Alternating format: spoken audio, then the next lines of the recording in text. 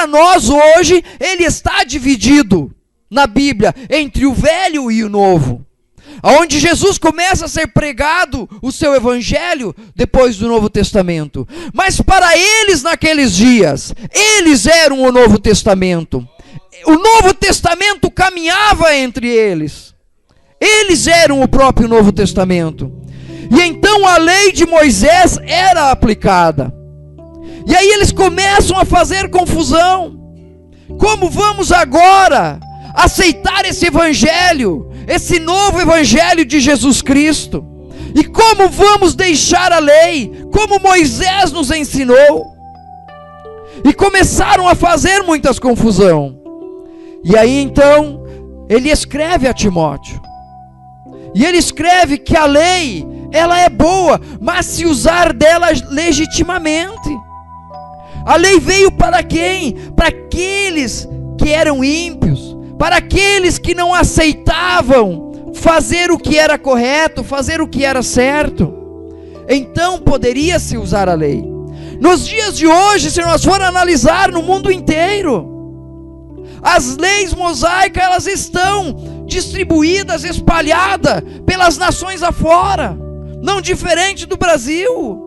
Tem muitas leis criadas por Moisés, que Deus deu a Moisés, que estão inseridos nos nossos códigos de lei. E aqui não foi diferente. Mas o apóstolo Paulo, ele segue escrevendo como conservar a fé deste povo. O apóstolo Paulo fala também sobre os seus erros. Ele diz assim: a mim dantes fui blasfemo e perseguidor e opressor, mas alcancei a misericórdia, fiz ignorantemente na incredulidade, e a graça do nosso Senhor superabundou com a fé e o amor que há em Cristo Jesus. Paulo, ele matou cristãos quando ainda era Saulo, antes de ser apóstolo, antes de ser defensor do cristianismo. Por que que ele fez isso? Porque ele zelava pela lei. Ele cuidava tanto da lei, que ele esteve presente em vários mártires. Ele estava presente, ele ordenava que executassem cristãos. Ele mandava que matassem, porque ele não aceitava que aquele homem que veio, que morreu numa cruz, ele fosse o salvador da humanidade. Paulo era judeu, Paulo era romano também, ele tinha duas cidadanias. Era um homem conhecedor das leis, ele era advogado. Ele era um dos generais também de exércitos, onde cuidava da segurança do povo. Tanto trabalhava para Roma, como tanto trabalhava para Israel. Defensor da lei, e agora está pregando o evangelho de Jesus. Ele diz que ele foi chamado apóstolo, que ele se chamou apóstolo porque ele viu Jesus. Não poderia ninguém ser chamado de apóstolo se não andasse com Jesus. Mas naquele encontro, quando ele foi ali, que aquela luz o cegou, ele teve 3 dias com Jesus. Ele teve 3 dias com apóstolos de Jesus, ensinando a ele. Ele esteve conversando pessoalmente com Jesus também, e ali ele se tornou apóstolo também de Jesus. Deus não quer que nenhuma alma se perca. Não seria diferente com ele. Havia um plano muito maior de Deus sobre a humanidade.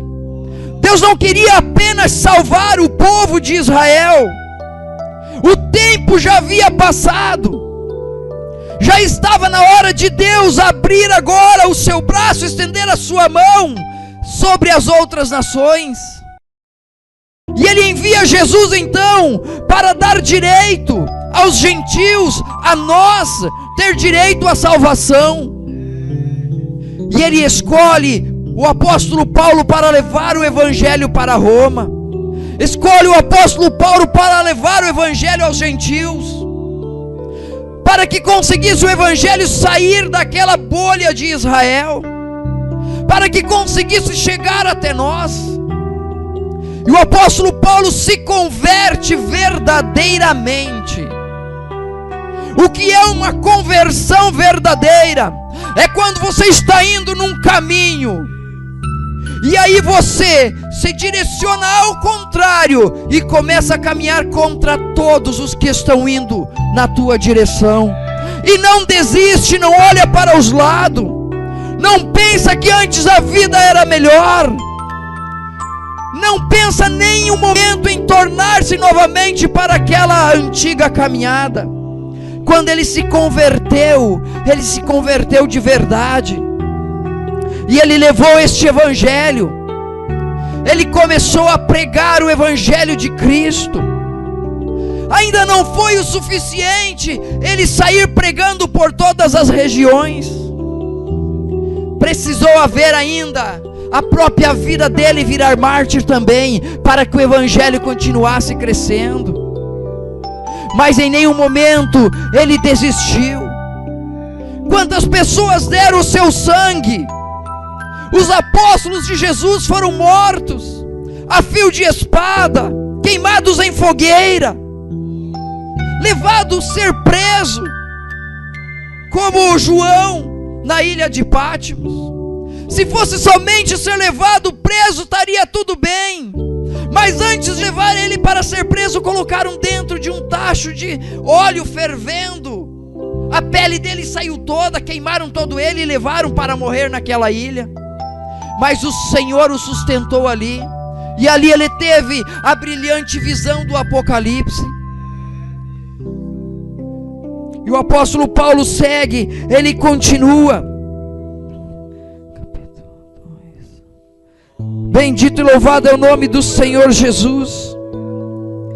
Quando ele fala: admoesto a ti, pois antes de tudo que se façam deprecações, orações, intercessões e ações de graça por todos os homens. O que ele está dizendo aqui? Que é para Timóteo orar por todos aqueles que estão se voltando contra ele. Quantas vezes alguém tem se levantado contra ti ou contra o teu ministério? Tu tem até blasfemado e dito por esta pessoa: nem que vem de joelhos não oro mais. Já cansei de orar por fulano, não há resultado naquela vida, não oro mais por ele.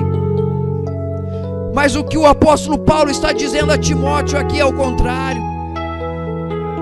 Não somente orar, mas interceder por ele, chorar por ele, clamar por ele, e ter ações. O que é ter ações? É agir em favor. Ações de graça, agir em favor de alguém sem querer nada em troca, o que nos nossos dias está muito difícil. Só vou fazer alguma coisa se tiver algum resultado para que algo seja oferecido em troca para mim, senão não faço. E isso foi um pedido que ele fez em ação de graça. Graça quer dizer um favor não merecido, algo que nós não merecemos. Como Jesus ali em ação de graça deu a sua vida na cruz do Calvário. É algo que nós, eu, você, não merecíamos de Jesus, mas mesmo assim ele resolveu ali na cruz dar. E ele ainda orienta mais, que pelos reis e por todos que estão em eminência, para que tenhamos uma vida quieta e sossegada, e em toda a piedade e honestidade. Cabe aqui à igreja orar pelas nossas autoridades. Cabe aqui ao pastor orar e interceder pelas autoridades, pelos diretores de escola, aonde já tiraram a Bíblia do ensino de nossos filhos, de nossas crianças. Orar pelos prefeitos, pelos vereadores, para que eles estendam a sua mão em favor do evangelho cristocêntrico, não em favor de denominações, não em favor de grupos evangélicos, mas estender a mão sobre defender o cristianismo, que é o que nós pregamos. Há um reino muito maior do que eu e você estamos vendo aqui. Não é apenas este grupo de irmãos que aqui está, que quer morar no céu, não. Todos querem um dia descansar, mas para descansar tem que trabalhar primeiro. E é para isso que nós estamos aqui, para levar o evangelho a toda criatura.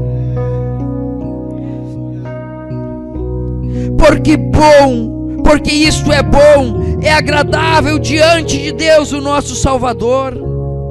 É agradável nós se colocarmos na presença de Deus, orar pelas nossas autoridades.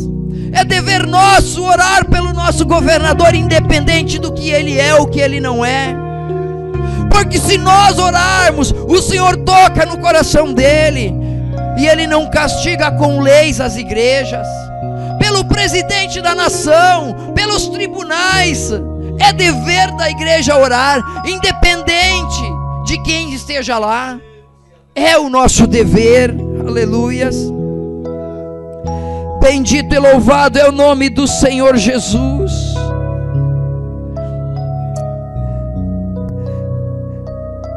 Ele diz ainda mais: quero, pois, que os homens orem em todo lugar, levantando as mãos santas, sem ira e nem contenda. Como está difícil nos dias de hoje nós conseguir alguém que levante a mão para orar sem ira ou sem contenda.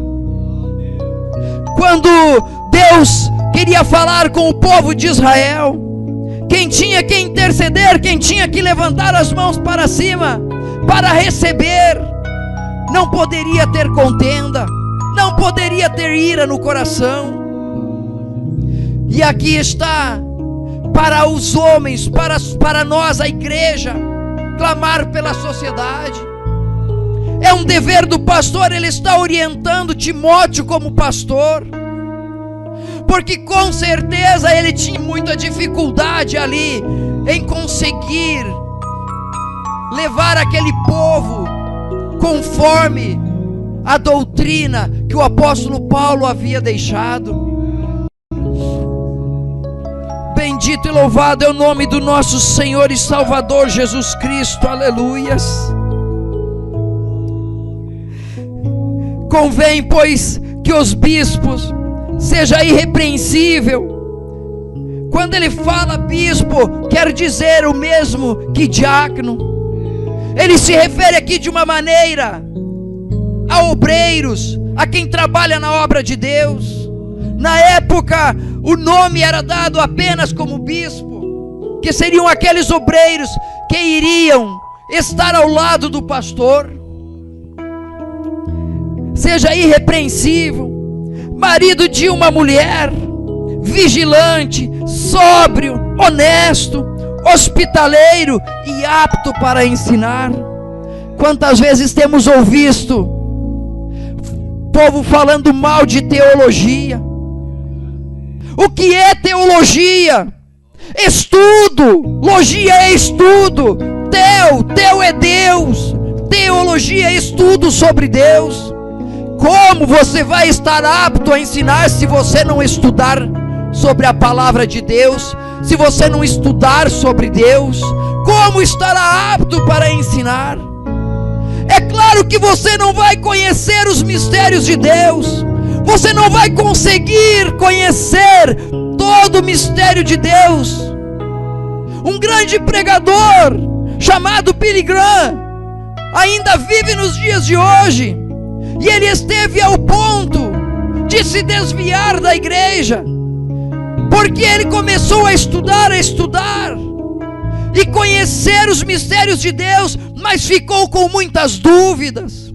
Muitas das respostas que ele precisava não tinha. Hoje ele é o maior dos pregadores dos Estados Unidos, e chegou um momento que ele disse assim: eu prefiro crer quando não há resposta, creia, creia, é a melhor maneira que tem. Mas que você precisa estudar, entender, precisa ser irrepreensível, ter um bom testemunho de vida, pregar não somente com palavras, mas com ações, para que o dia que você precisar levar o evangelho a alguém, não tenha como o inimigo se lançar e começar a apontar o dedo para você. Não dado ao vinho, não espancador, não cobiçoso, de torpe ganância, mas moderado, não contencioso e não avarento. Muitos obreiros de fora das quatro paredes do templo, se precisar brigar com alguém, briga, se precisar sair no braço, sai. Cadê a humildade? Cadê?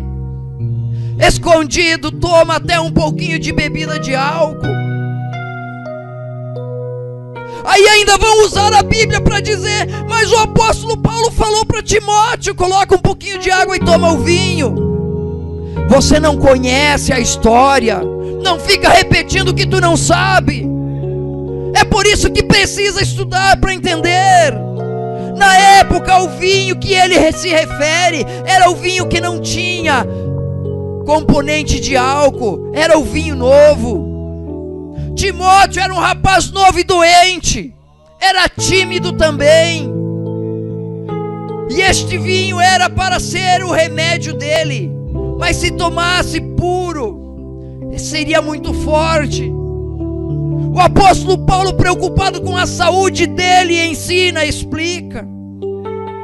É por isso que às vezes você pega um trechinho da palavra de Deus aqui, para defender os seus próprios interesses, usa da lei ilegitimamente. E isso acontece muito. Se você pegar este livro inteiro, você vai sair, este livro de Timóteo, você vai sair daí pregando que mulheres não podem pregar, que mulher tem que ficar quieta dentro da igreja, porque ele fala nesta carta também. Mas entenda que ele estava falando há quase 2000 anos atrás, para um povo que ainda não era conhecedor do novo evangelho. Ele só não queria era que as mulheres, ainda sem conhecer bem o evangelho, saíssem falando de um evangelho de uma forma que não iriam conseguir se expressar bem, e ao invés de somar, iriam dividir. Era esse o cuidado que ele estava tendo. A cultura era outra. Os lugares de ensino, apenas os homens participavam para aprender a ler e escrever. Era por isso, entenda, hoje a nossa cultura é diferente. Nós já atravessamos 2 milênios quase até chegar aqui. Aleluias. Que governe bem a sua casa, tendo seus filhos com a sujeitão e com toda a modéstia. Aqui ele está dando valores para obreiros. Aqui ele não está agora dando essas diretrizes para que o pastor se encaixe nessa descrição. Ele já tinha o pastor que era filho na fé dele. Agora era para os obreiros. Essas descrições se encaixam, é para os obreiros. Porque se alguém não governar bem a própria casa, como que vai ter cuidado? Como vai conseguir governar a casa de Deus? Não neófito, para que não se ensoberbeça e não caia na condenação do diabo. O que é neófito? Novo convertido. O novo convertido, ele chega cheio de força, cheio de vontade, cheio de vigor, mas ainda não tem experiência, não tem conhecimento. Ele precisa de experiência, precisa de conhecimento. porque sem saber como que funciona, sem saber como carrega o peso dessa cruz, ele chega aqui na frente e vai até pensar: cheguei ontem, sou melhor do que os que estão lá embaixo. Olha, tem crente de 10 anos, de 15 anos, de 20 anos, está lá embaixo. Eu 3 meses já estou aqui. Começa a soberba a crescer. Isso é o neófito. E o inimigo, ele quer sim ver isso acontecer para depois se vangloriar no meio da igreja. Convém também que tenha um bom testemunho dos que estão de fora, para que não caia na afronta do diabo. É isso que nós precisamos para conseguir entender melhor os mistérios de Deus, para conseguir levar o Evangelho de Deus a sério. Bendito e louvado é o teu nome, Senhor. Mas o Espírito expressamente diz que nos últimos tempos apostatarão alguns da fé, dando ouvidos a espíritos enganadores e a doutrinas de demônios. E nós já estamos vendo nos dias de hoje esta profecia se cumprindo. O apóstolo Paulo estava preocupado já naquela época que isso poderia acontecer, de começarem a mudar o Evangelho, o foco do Evangelho.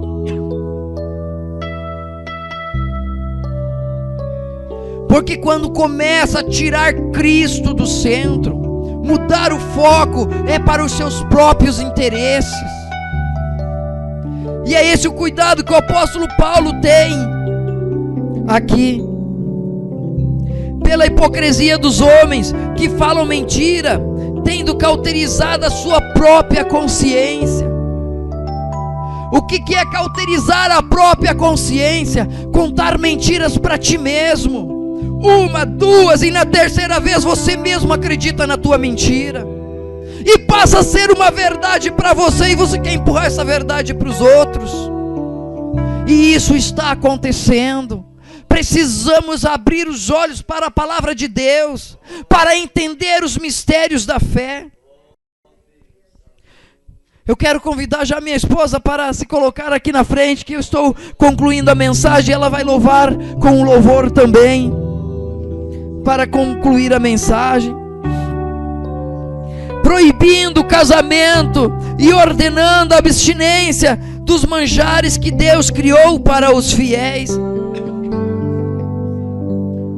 Já vemos nos dias de hoje que casamento já não é mais tão importante para colocar os irmãos em comunhão, colocar em batismo das águas e colocar na igreja. Muitas igrejas não exigem mais certificado de casamento. Não é de agora que está sendo profetizado isso. Já foi profetizado há quanto tempo? Já havia uma preocupação, e então acredite, é uma verdade.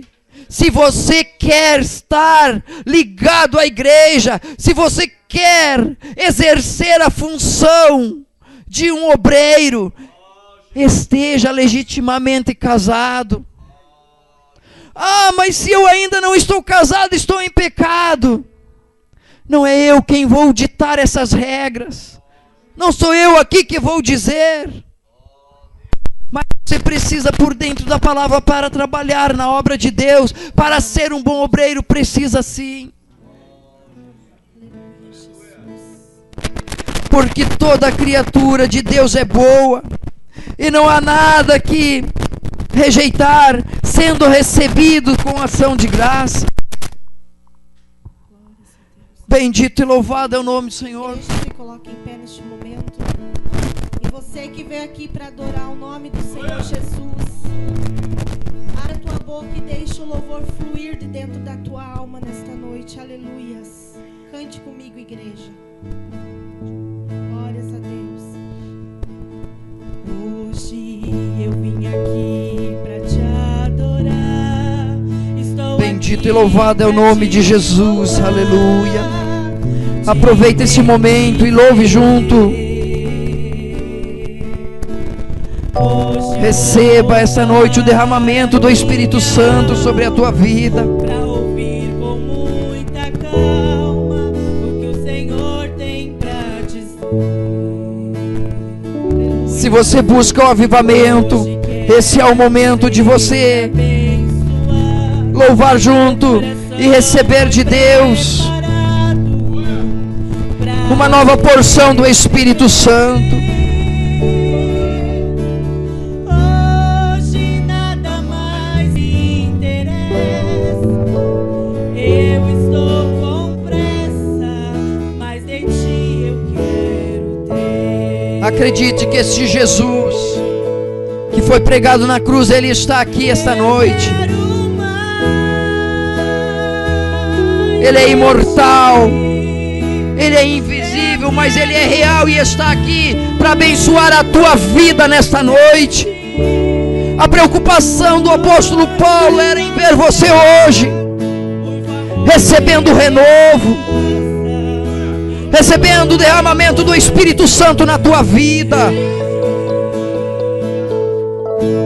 Ele é o Rei dos Reis, Ele é o Senhor dos Senhores. Louve a Ele, é Ele que merece todo louvor, toda adoração. Aleluias. Oh, glória a Deus, aleluias. Hoje eu quero a tua unção derramada sobre mim.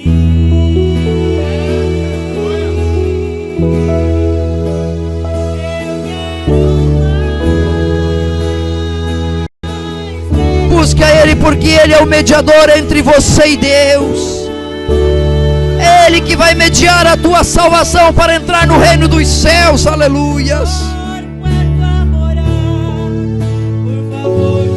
Aleluia, Jesus.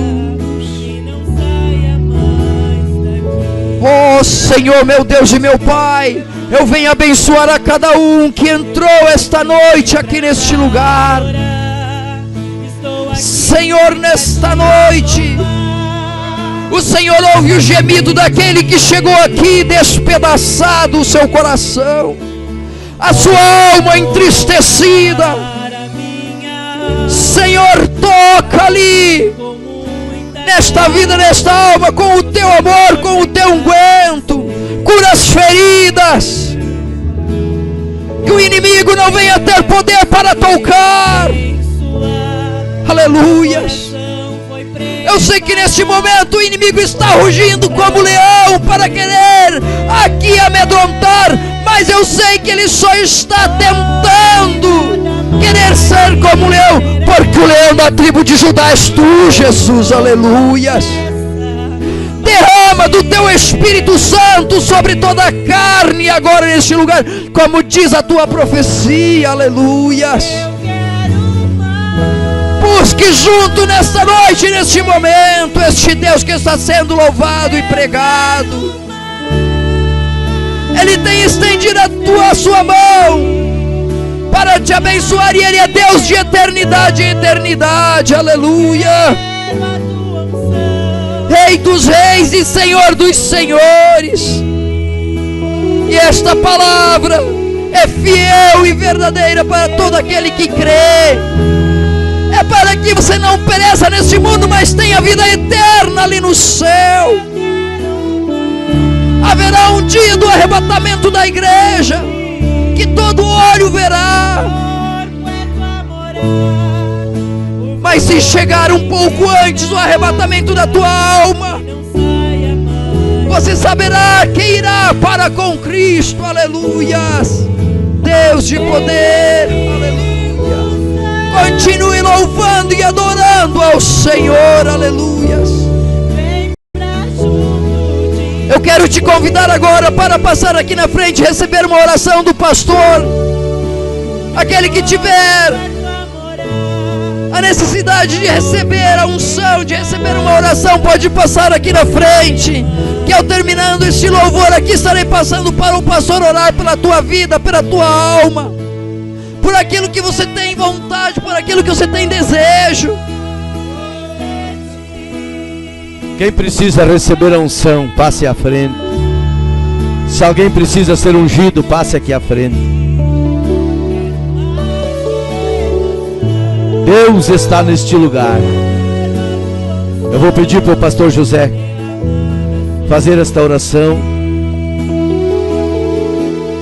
E eu vou ungir os irmãos. Pode ir passando, irmãos. Aleluia. Vamos passando, você que precisa de oração. Vamos orar.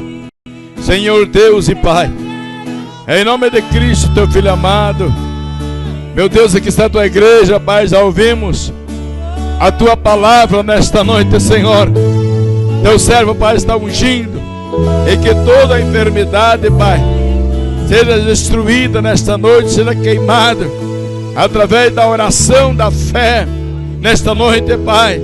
Através da unção com óleo, venha realizar um milagre. Meu Deus, que haja, meu Deus, nesta noite cura, que haja milagre, ser unção e graça, Pai, para que o teu nome seja glorificado. Em nome de Jesus, teu Filho amado, nesta noite, Senhor, confirma a tua bênção, confirma, Pai, a tua graça neste lugar, que podemos reclamar na tu meneas, urabagashai mantu kenemahasya, que podemos sair daqui nesta noite, Pai, cheio da tua graça e da tua bênção, em nome de Jesus. Aleluia. Amém. Que Deus abençoe os irmãos.